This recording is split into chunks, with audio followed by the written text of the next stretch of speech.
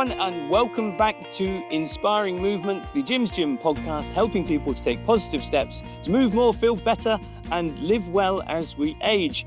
Today, I'm joined by Ed Voss, a chartered physiotherapist based in Stroud with over 14 years of experience helping people get out of pain and back to doing the things they love.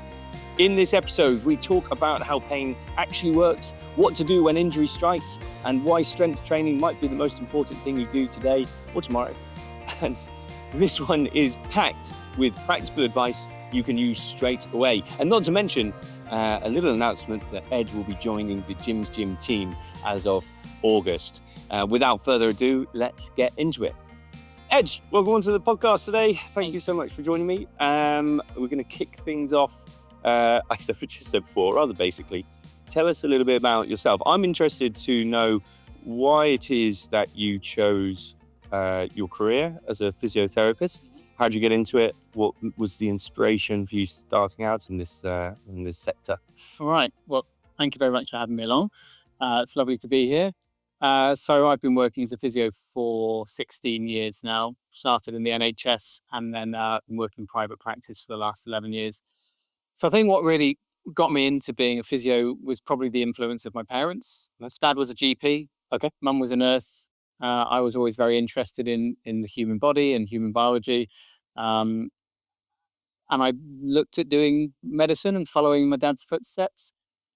But I never really fancied the life of a medic. I really liked the human anatomy, physiology, mechanics side of things rather than the medical side of things. So I actually went off and studied anatomy and physiology for 3 years. Oh, wow. Which I loved, but you kind of get to the end of that and think, right, now what? And I was living in Sydney for a little while, actually, and there were signs everywhere for physios wanted. So I thought, right, that's the one. I've got to go back, get qualified, and then I can go and move out to warmer climates and apply my trade out here. So that was how I got into being a physio. Never quite made it back to Australia to work. Well, you don't need to, because the weather here at the moment is the same. Absolutely scorching. Yeah, it's glorious. It's just like being on the Sunshine Coast. Okay, very good. Okay, and so 14 years, and you've just opened a new clinic. Congratulations. Thank you very much. Yeah. In Stroud, local to us. That going well? Yeah, going really well. Good. Yeah. Good. All right. So into the nitty gritty of physiotherapy, I suppose. I guess one question, distinguish the difference between chiropractor and physio. I think that's always quite an interesting one. Yeah. It is probably a little bit of a generalization. I think physiotherapy generally will spend time looking for the root cause of problems and helping people work their way through them and then keeping them out of pain and keeping them active. And a lot of the focus is often on what that individual is doing away from treatments. The treatment is a big part of it, but it's only a part of it. And there's a lot of other things in terms of always exercises and homework for people to do, but, lifestyle changes, postural changes, dietary changes. We tend to we should be looking at the big picture. I think there are lots of very good chiropractors out there who do that, but a lot of their treatment is maybe focused more on the physical treatment, the hands-on passive treatments that they are doing to somebody. So I'd say that's probably the main difference between the two. Is there a reason why someone might, or if you go and see your GP, is there a reason why someone might recommend you see a chiropractor or might see a physio? Is it kind of preference, or is it like past experiences? Or I think physiotherapy is obviously offered on the NHS, and the reason for that is that it's very heavily evidence-based.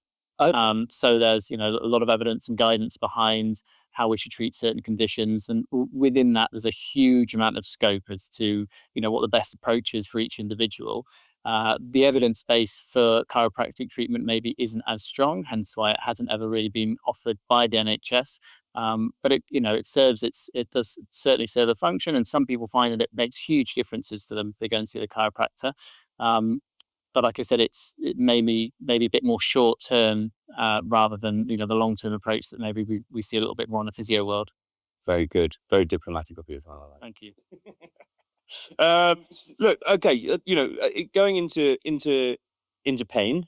I guess there's lots of sort of, it's such a loaded question. Lots of different causes of pain.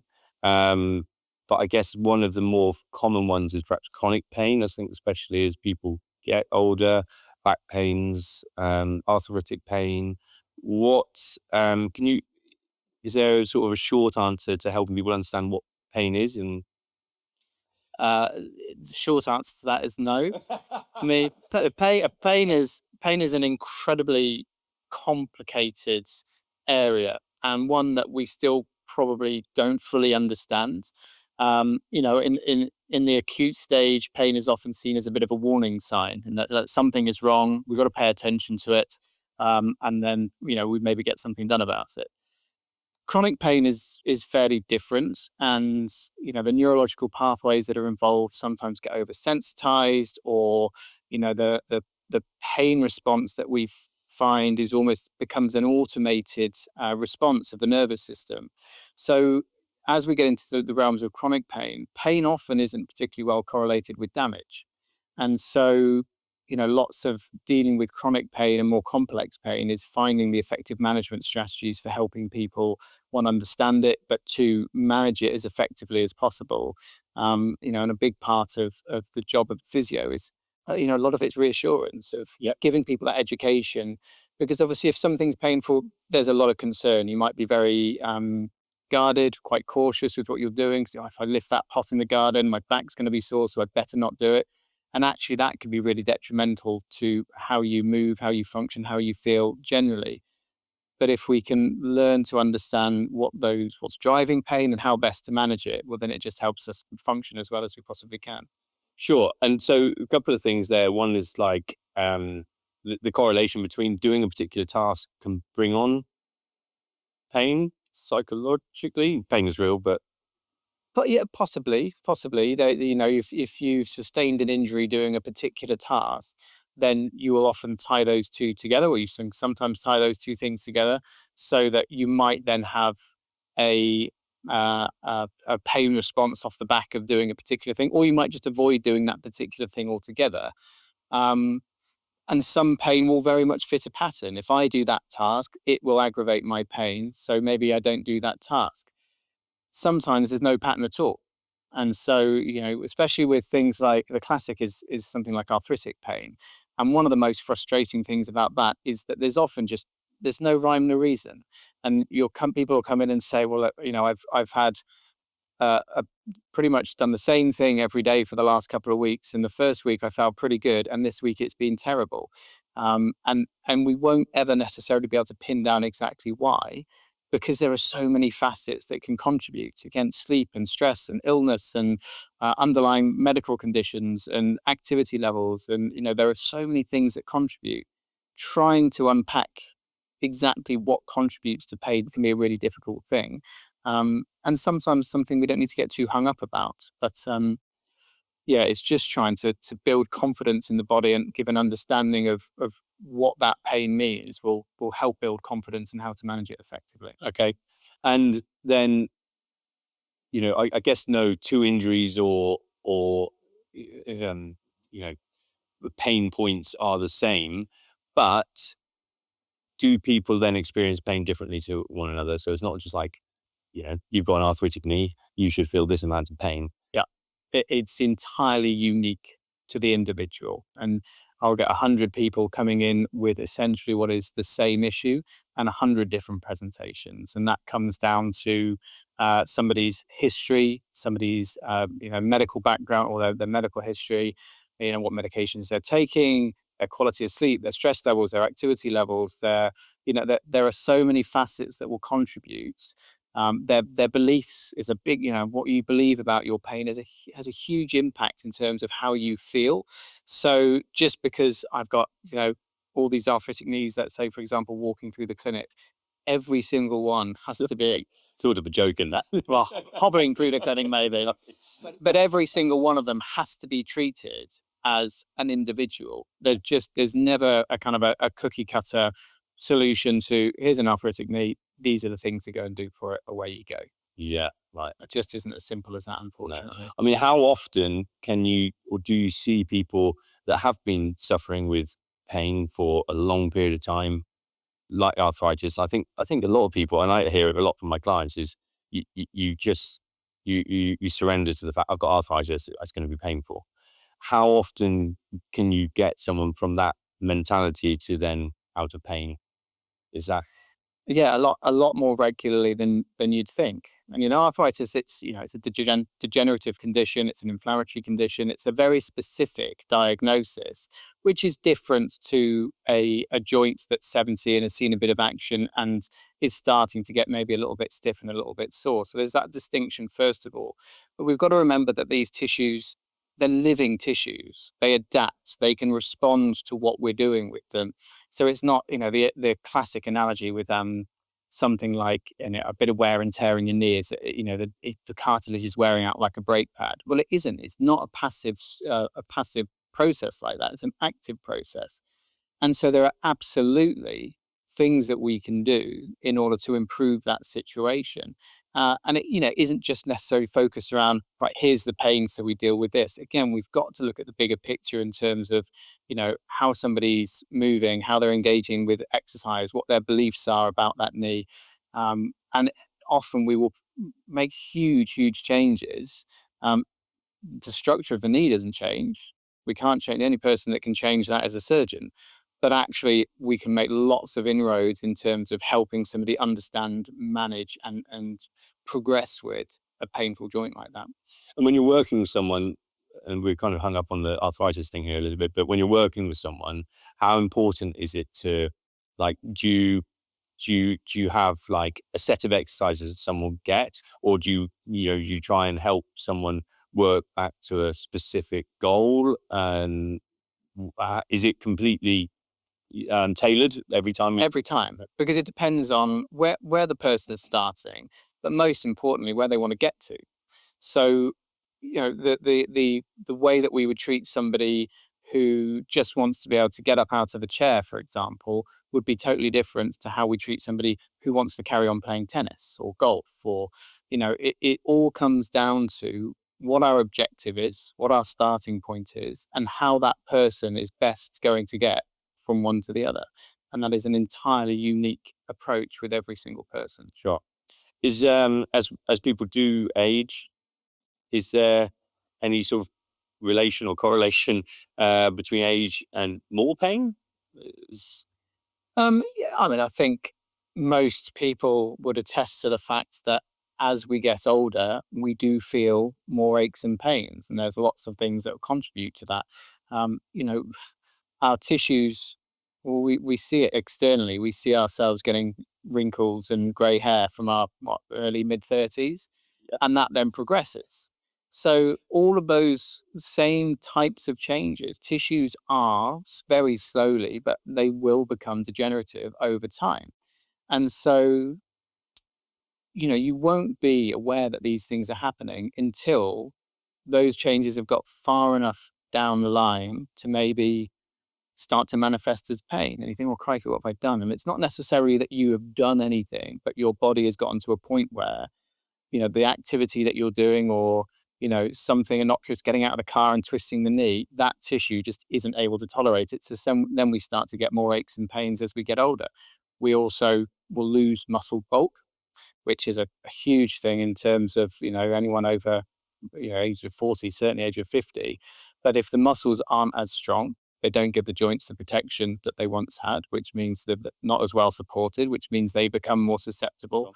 So yeah, inevitably, we will see changes, and that is usually associated with aches and pains as we age. But that doesn't necessarily mean we just have to accept it as a fact of the aging process. There are things that we can do to help manage it, if not, significantly improve those aches and pains. Okay, all right. I think that there's two prongs to this next question. I think, like, if you have an injury, I think for the best part, that you've done something and it's caused your body to react in a certain way. What about, if you, what's the process? What's the advice to someone who wakes up, or perhaps they've been, living with, some form of pain? I think probably lower back pain is probably a good one for some time. What people just, again, I think we sort of touched on it. People just tend to live with it a lot of the time. What's the process? What would you, so before they come and see you, and you had you're on their shoulder, Yeah. what would you be telling someone to do? Um, I mean, if we take back pain as an example, the first thing typically is to probably move a little bit more. Um, Again, it depends on what's going on with that individual. We can't just assume that, if you've got a bit of low back pain that's getting a bit more consistent, that it is definitely a joint or a mechanical related issue. So it always kind of needs looking at. We want to make sure that there's nothing underlying that we're missing. But generally speaking, movement will help an awful lot of things. But it's making sure that, what we're getting somebody to do is, again, tailored to where their issues lie. Someone might get back pain, but the back might not be the problem. The back might be getting really overworked because, 10 years ago, they had a hamstring injury that, okay, it healed, but it didn't recover fully. Sure. And let's say, for example, that's the case and they're less able to deal with load through that leg. Something's got to pick up the slack. There is always, the brain is wonderfully clever at finding solutions to problems. And if, for example, the solution to, right, well, I can't load that leg, so I'm going to get the back to do more work. And then all of the sudden the back says, this is too much. So the back will get painful, but the back might not be the problem.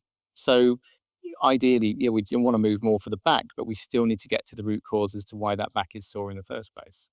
Is Dr. Google or now Dr. AI a good place to go to find those diagnoses? In the early stages, there's a lot of good information and good advice out there, but it's incredibly generic. And so again, is not tailored to an individual. And we see lots of cases of someone with back pain, or maybe they've got a bit of nerve pain, a bit of sciatica in their leg. So they type in the sciatica, and there are numerous different causes for that problem, but they'll pick up on one because that's the page they've opened, read the advice, follow it. It's the wrong advice for why they've got that problem, and they'll make things worse. So yes, there is useful information out there. There is also a lot of absolute nonsense out there. Yeah, it just is rife because everybody has a platform and not everybody should have a platform necessarily. But as a starting point, yes, there is useful information, but again, it's generic, it is not tailored, it's not specific to that individual. And given how unique we all are, any treatment for any condition, generally, if we can tailor it, that's the preferable option. Yeah, I quite frequently am seeing people, the five best exercises for knee pain, or the 5 best exercises for lower back. I mean, it's rife. I mean, it's really, it is, and there might be 5 good exercises for some knee pain, but not for this group of knee pain, or not for that group of knee pain. Yeah, fine. Yeah, good. I like your it's kind of no nonsense approach to it as well, which is good. What's you mentioned earlier about sort of strength training. Do we call it preventative, or do we call it like sort of exercises to maintain your health? So what's they're not. I'm saying that off the premise of I think most people now it is drummed into us a lot. Strength training. What is the main reasons why that is the message from your perspective? Well, obviously, I see people when they're coming in with a very specific injury or problem. And so, the first thing that I need to do is to work out, like I say, why they're getting that problem and deal with that in the first instance. Once somebody is out of pain, then if we want to keep them there, then usually getting stronger will be a massive part of that solution. The analogy I often give people is to say that, if we think about our body's capacity to do what we want it to do as a glass, and as that glass gets more and more filled with water, at some point it might overflow, and then we get an injury.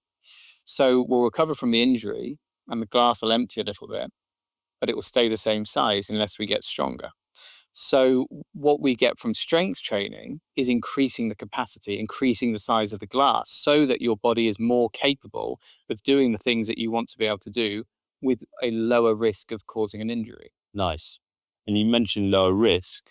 We can't ever really be completely adverse of risk. Absolutely not. No, there's talk of injury prevention. You can't prevent injuries. You can reduce the risk significantly, but we can never prevent injuries. No. I could be the strongest guy in the world and I could still roll my ankle stepping off a curb and break my ankle. Yeah, I always talk about footballers and hamstrings. Yeah. Everyone bulletproofs their hamstrings, but So many hamstrings have gone this World Cup. Exactly. So we can do really good work to reduce the risk and keep people as fit and able and active as possible. But unfortunately, we can never prevent it entirely. I think my bias is going to step in here as well. And I think I know what your answer is going to be for this, but because you've already mentioned it already, but exercising through pain. Mm-hmm. There is a point to which we have to accept some pain, and generally, and it's a very, very subjective measure typically we see in the physio world, but generally speaking, if we're recovering from an injury or there's pain in the system, and we want to be pain-free when we do any exercises, then often it will really limit us with what we can do, and you have to work very low levels. So there's usually an acceptable level of pain, a tolerable level of pain that we're happy to deal with. And if you rate your own pain between 0 and 10, 0 is no pain at all, 10 is the worst pain you could possibly imagine. About 4 out of 10 on that scale is about the maximum we should be willing to accept when we're exercising. If it's going above that, you're pushing too much and we're probably not helping. Anything below that, yeah, if it's acceptable, if it's tolerable, if we don't feel like we are doing any further damage, then there has to be an element of working through pain at times. Okay. On the strength training, what is, I guess, the recommendation that you would give people in terms of, lifting?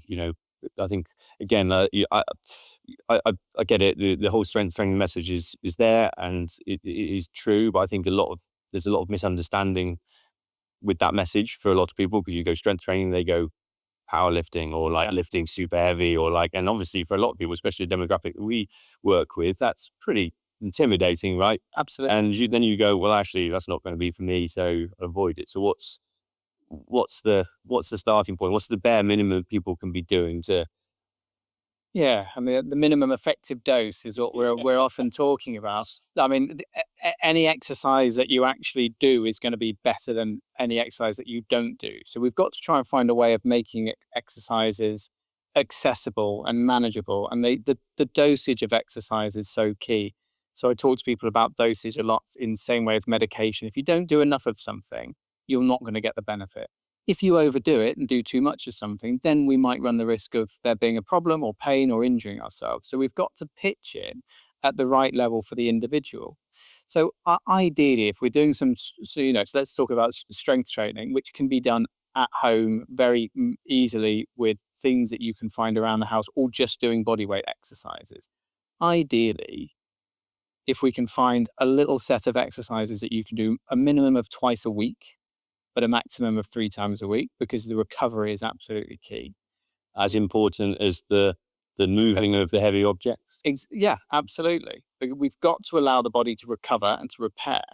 But for me, the objective is always, if we're trying to build strength, if we're trying to physically get stronger, first of all, the exercises need to be challenging. They need to feel like by the end of it, those muscles are a bit achy or a bit shaky, and they've done some work. The second thing that we need to make sure is that we give them time to be effective. Lots of people will find that, especially in the physio world, they'll do exercises. We're trying to build strength, and they'll maybe give it a month, maybe even 6 weeks, and they'll think, well, do you know what? My knee's still sore. I don't feel any improvement. These aren't working for me, and they'll stop. But the body doesn't adapt that quickly, especially as we get older. It's harder to build muscle. It takes longer for the body to adapt to those changes.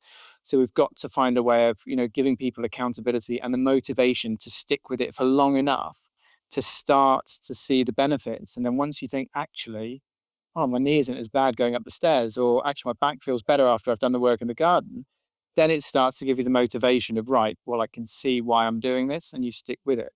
But I think the research says that we need something like 80% compliance over an 8 to 12 week period to really start to feel the benefits. So it's got to be pitched at the right level, and it's got to be done long enough and frequently enough to actually take effect. And then once people see the benefits, then it's much easier to start forming the habit, and then you get much better results in the long term. Sure.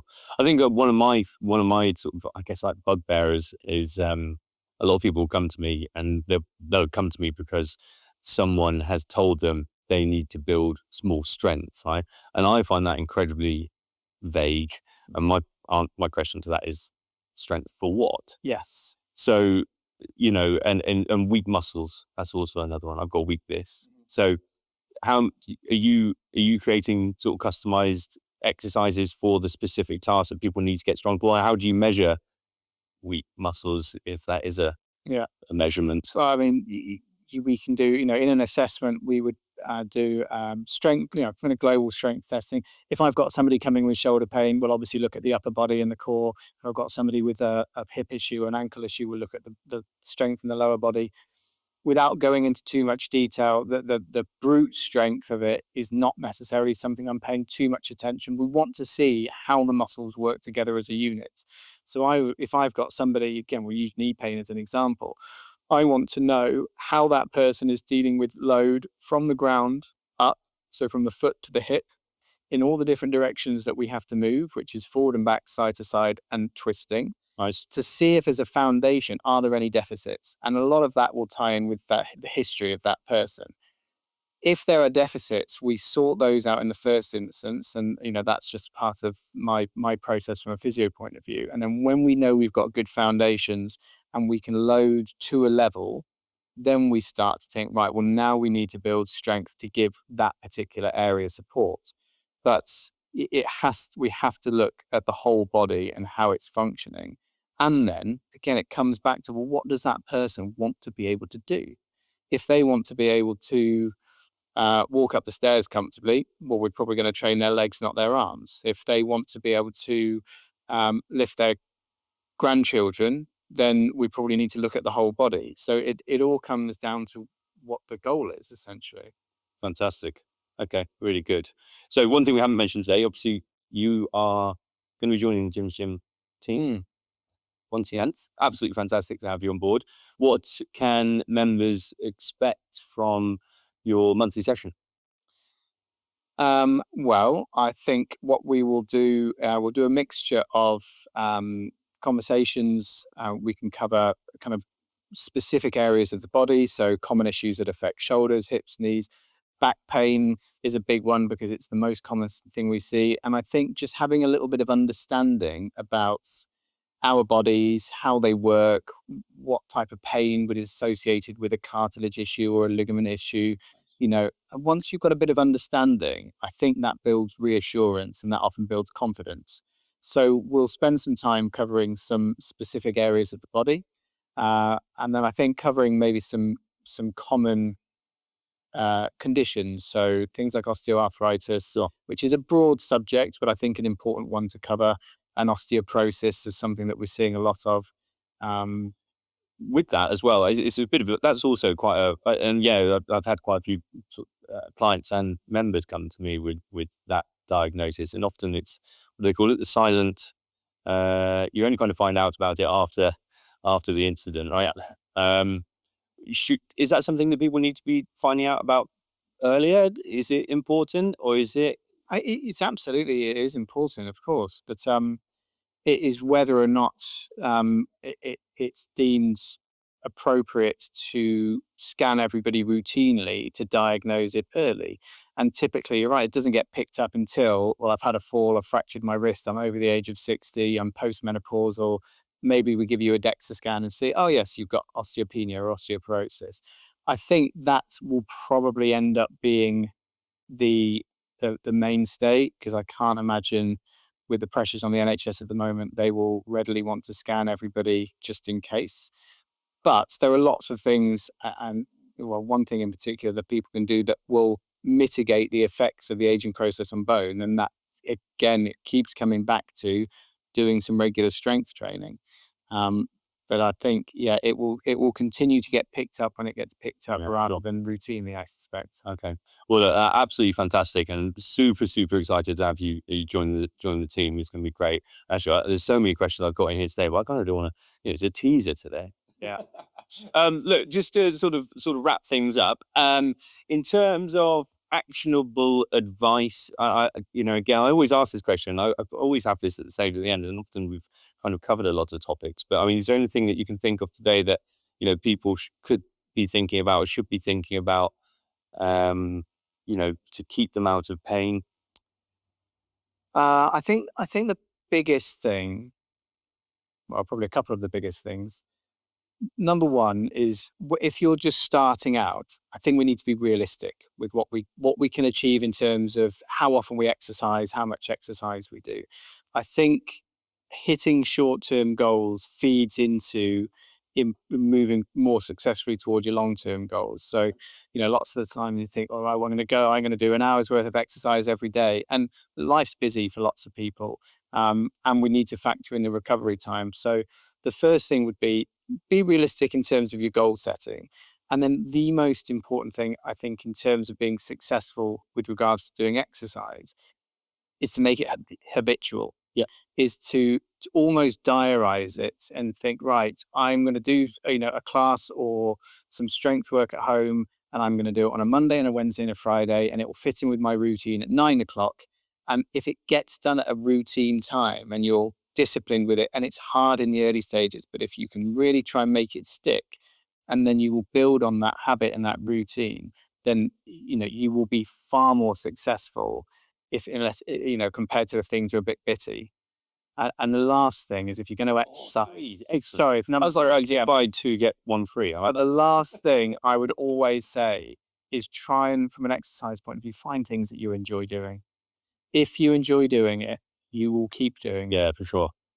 Sure. But- I do find with that advice, and quite often, is there a question? Is there a follow-up question to that? You tell someone to do something they enjoy. How do you then get them to? A lot of people look at me and go, I don't know what I enjoy. But it's all, I think I ask people to think about, what is it? I always say when I meet somebody for the first time, if in 6 months' time this treatment goes absolutely perfectly in the dream scenario, what are you able to do in 6 months' time that maybe you're not able to do or you're limited with doing now? What's that goal? And if you can then think, right, well, I want to be able to walk 18 holes of golf and not have to get a buggy or not feel exhausted for a week afterwards. Okay, so that's what we're working towards. And sometimes from a strength training point of view, let's be honest, I mean, the exercises that I give people to do all day, every day, it's not going to be the most exciting time of your day. But if we can exercise the routine and keep in mind what the objective is, it's a pathway to keep doing the things and living the life that you want to live. I enjoy all your clients cursing your names there. Probably all day, every day. Yeah. More homework to do. But that's another topic for another day as well. But again, getting people to actually go through their sort of rehabilitation exercises. That's a game we play, I guess. Right. Ed, absolutely fantastic to have you on. Thank you so much. Looking forward to getting started with you at Jim's Gym as well in August. We'll hopefully do another one of these as well. Brilliant. Yeah, thank you very much for having me. It's been great. Cheers, Ed. Cheers. Thank you. I hope you enjoyed today's episode. We'll be back again in 2 weeks' time with our next incredible guest. In the meantime, don't forget to check out Jim's Gym at www.jimsgym.fitness, where you will find access or get access to 15 live classes every week. It's a fantastic place to get started with your fitness, especially for people who aren't all that keen on joining a traditional gym. Jim's Gym, can get fit from home. I'll see you next week.